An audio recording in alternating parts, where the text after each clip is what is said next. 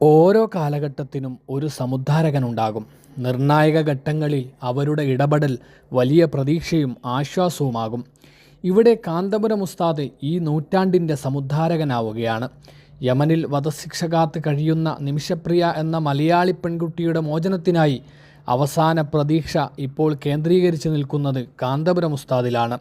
നമ്മുടെ രാജ്യത്തിന് ശക്തമായ നയതന്ത്ര ബന്ധം ഇല്ലാത്ത രാജ്യത്ത് കാന്തപുരം ഉസ്താദും യമനുമായുള്ള വൈജ്ഞാനിക ബന്ധം കാരണമായി ഒരു കുടുംബത്തിൻ്റെ പ്രതീക്ഷയ്ക്ക് വീണ്ടും ചിറകുമുളക്കുകയാണ്. ഈ യജ്ഞം കുറച്ച് നേരത്തെ ആകാമായിരുന്നു എന്ന ചർച്ചയ്ക്ക് പ്രസക്തിയില്ല. കാലം കരുതി വച്ച നീതി എത്ര വൈകിയാലും അർഹരിലേക്ക് എത്തുക തന്നെ ചെയ്യും. ഇവിടെ ജൈവിളികളോ ആർപ്പുവിളികളോ ഇല്ല. തന്നെ ആക്രമിച്ചവരോടും കളിയാക്കിയവരോടും പ്രതികാരമില്ല.